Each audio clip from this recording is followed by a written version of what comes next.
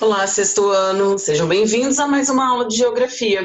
Eu sou a professora Priscila e nessa aula nós vamos fazer uma revisão dos capítulos 6 e 7.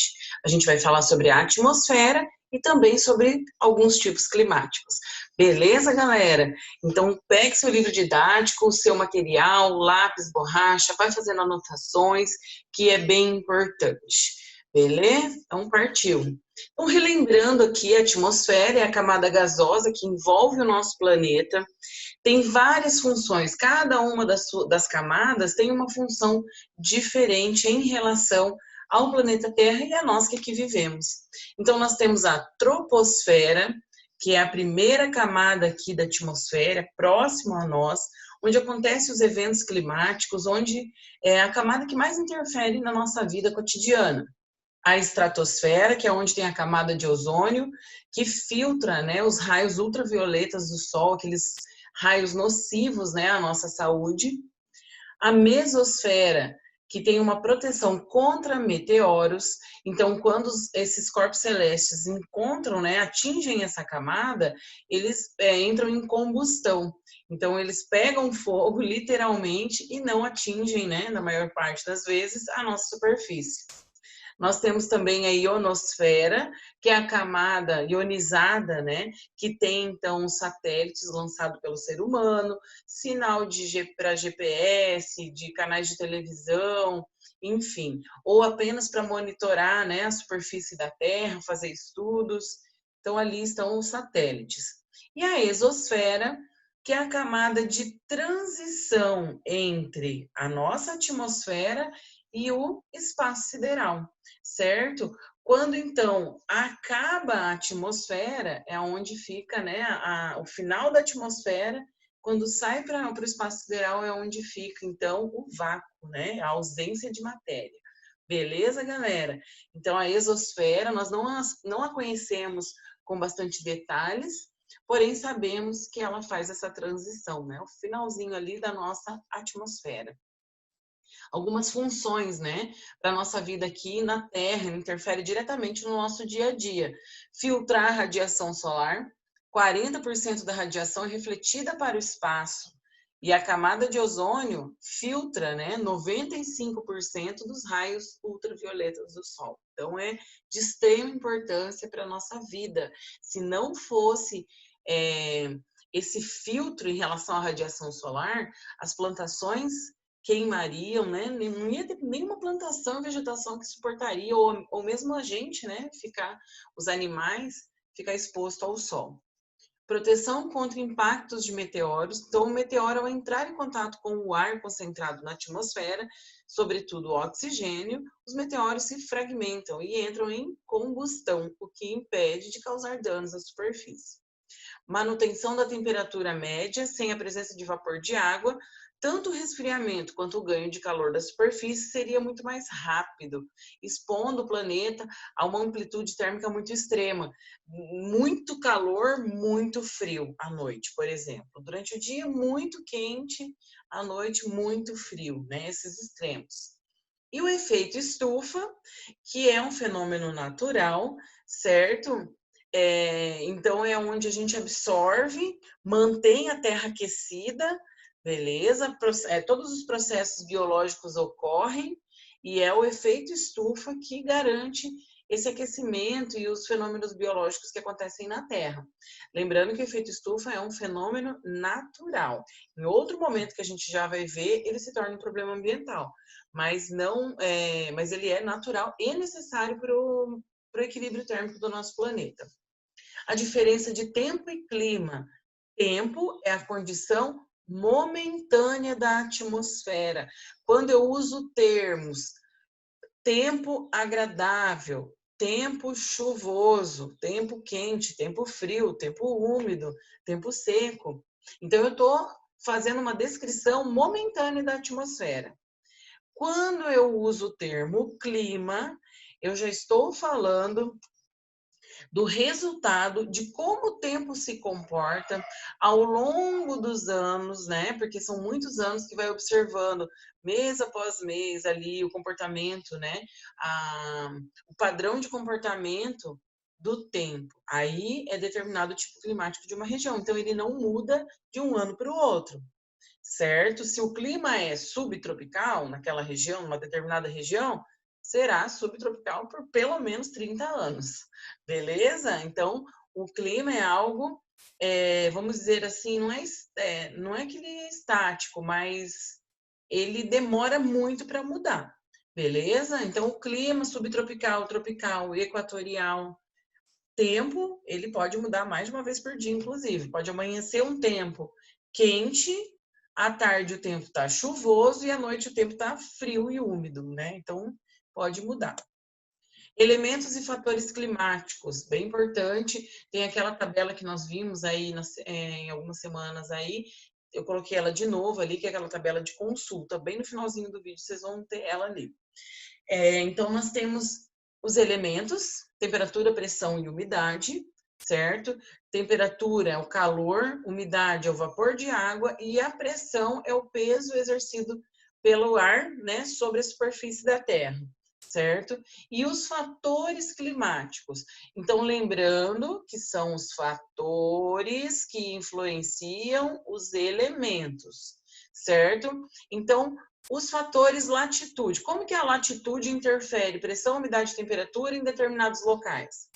A latitude, ela interfere em relação à linha do Equador, distância ou proximidade. A linha do Equador, como a gente já sabe, ela é a região mais quente do planeta, certo? Então, ali na linha do Equador é muito quente. Conforme vai se afastando da linha do Equador, de tanto a norte quanto a sul, vai perdendo temperatura. Então, a latitude, aí quanto mais quente, evapora mais água, chove mais, o ar é mais leve, tá? Então, tem essas questões aí. A altitude é em relação ao nível do mar, ou seja, o relevo. Quanto mais alto, né, ou quanto maior a altitude em relação ao nível do mar, menor é a temperatura, menor é a pressão atmosférica, porque daí tem menos ar, né, sobre aquele relevo mais alto.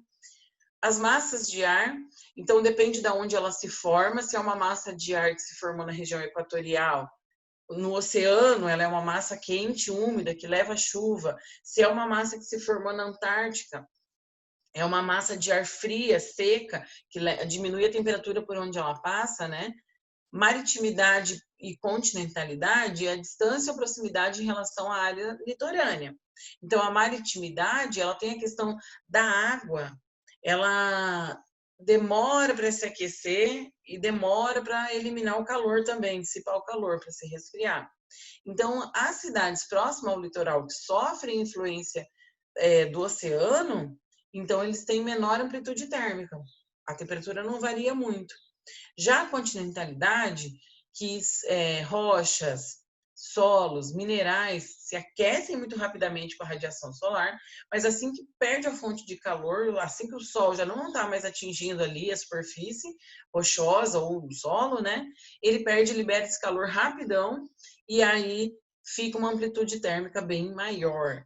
Por isso que nos desertos, né, que são areia mineral, em alguns desertos que recebem muita radiação solar durante o dia, chega lá a 50 graus durante o dia, vai perdendo calor rapidão, à noite tá 2 graus negativos. Olha a amplitude térmica ao longo do dia, né?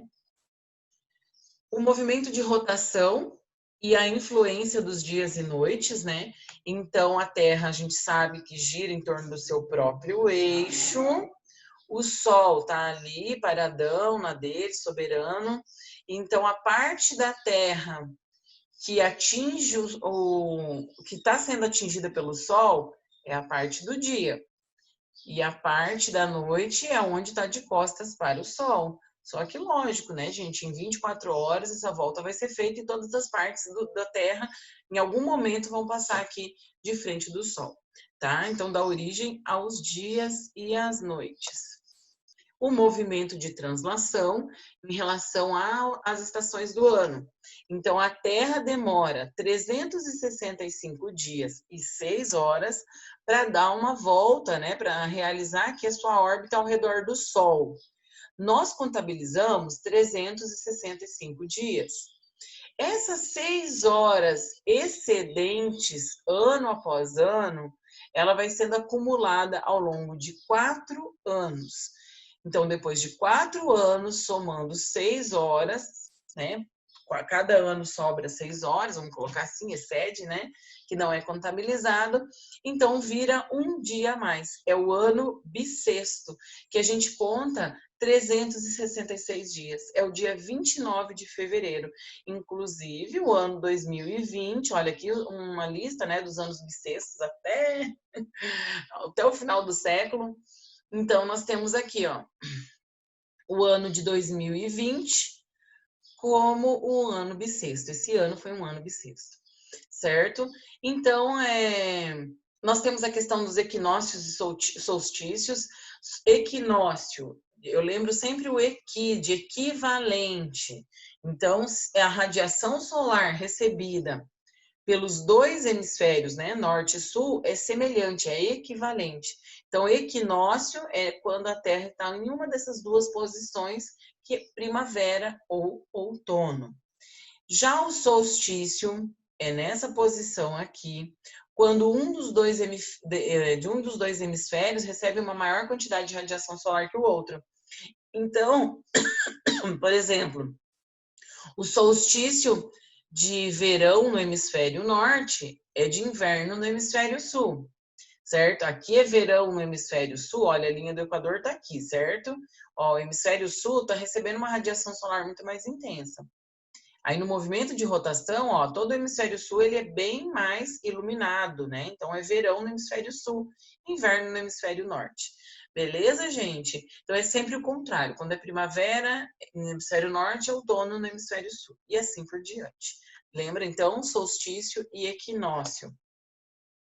Os climas do Brasil, lembrando que a posição geográfica do Brasil, né, é uma forma da gente não precisar ficar decorando. Vamos compreender. Então, a região do Brasil que é cortada pela linha do Equador, olha só, o norte aqui do Brasil, clima equatorial. A região que está abaixo do trópico, olha só, o trópico de Capricórnio aqui, nós temos uma pontinha ali do estado de São Paulo, mas é considerado Paraná, Santa Catarina e Rio Grande do Sul como clima subtropical. Por que subtropical? Sub é abaixo do trópico. Tropical típico seria a região central do Brasil, que é o clima tropical, 6 meses de chuva, 6 meses de estiagem, né? Altas temperaturas ao longo do ano. Vou voltar aqui, ó, para falar as características rápido. O clima equatorial, muita chuva e calor o ano todo, né? Muita umidade. Clima subtropical, as 4 estações do ano são bem definidas. A gente percebe quando é inverno, quando é verão, né? Tem essa amplitude térmica anual e chuvas bem distribuídas ao longo do ano. Então, o tropical típico, 6 meses de chuva, 6 meses de estiagem e altas temperaturas ao longo do ano. O tropical semiárido, ele chove 3 meses, 2, 3 meses e o restante do ano sem chuva nenhuma. Então, a chuva é concentrada nesse tempo, chove tudo que tem para chover, depois não chove mais. Fica lá, depende do ano, depende de outros fatores que influenciam, mas fica aí 2, 3 meses de chuva. Opa! 2, 3 meses de chuva. Gente, cadê meu slide? Aí.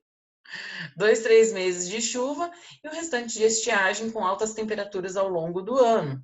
Tropical de altitude, como o próprio nome diz, então fica nessa região aqui do sudeste, olha, com elevações, né, com planaltos altos e que interfere na temperatura. Quanto maior a altitude, menor a temperatura. Já o tropical úmido ou litorâneo, certo? É a região do Brasil que é influenciado pelas áreas próximo ao oceano, certo? De umidade. Beleza, gente? Então, reparem que os 6 tipos climáticos têm a ver com posicionamento geográfico. Algumas ocorrências atmosféricas, como, por exemplo, as ilhas de calor. Olha só, ilha de calor é quando nos grandes centros urbanos a temperatura é bem mais alta que nas áreas periféricas e rurais do mesmo município, certo? Lembrando que município envolve área rural e área urbana. cidade, quando a gente fala da cidade, a gente está se referindo especificamente à área urbana, certo? De um município. Então, olha só, por conta do tipo da superfície, o asfalto e o concreto, eles absorvem e irradiam uma quantidade de calor muito grande, né, o que interfere. A presença da vegetação, então, ou seja, a falta dela faz com que esse calor seja também absorvido, porque a vegetação, ela absorve a energia solar para realizar a fotossíntese, além de refletir aí essa radiação solar. Então, a falta da cobertura vegetal no centro faz com que a temperatura também seja maior. Partículas sólidas de gases poluentes, tá? Por conta da grande concentração de veículos circulando, algumas regiões industrializadas, né? Então, essas partículas formam aí como uma barreira para que o excesso de calor saia. Verticalização do espaço urbano, prédios, né? Vertical, olha. Então, o crescimento vertical, quando a área urbana não tem mais espaço para crescer horizontalmente, cresce para o alto. E aí os prédios e edifícios evitam a circulação dos ventos, tornando, então, mais quente a temperatura. Então, ilhas de calor, olha. Olha a temperatura aqui e a temperatura aqui nas áreas rurais. Olha a diferença, né? O efeito estufa, como eu já falei para vocês, o efeito estufa é fenômeno natural e necessário, beleza, gente?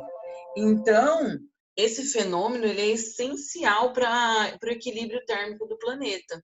Tem que acontecer, porque senão a Terra seria muito gelada, ela perderia esse calor muito rapidamente e à noite, por exemplo, ia ser muito, muito, muito gelado toda a superfície da Terra. Então, o efeito estufa, ele permite que sejam aquecidos os solos, que a vegetação realize a fotossíntese, né, que os processos biológicos aconteçam.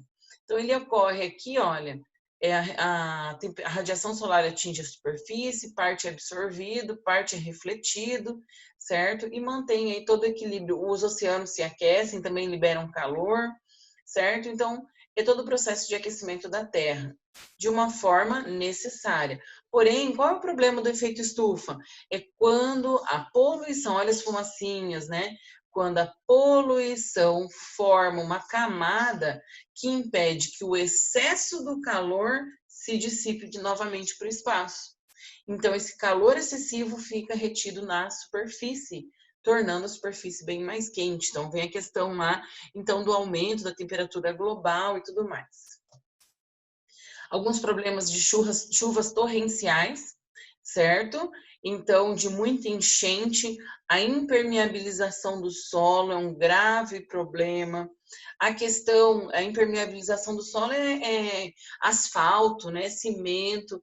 Então, não tem onde essa água escoar, ela acaba se acumulando.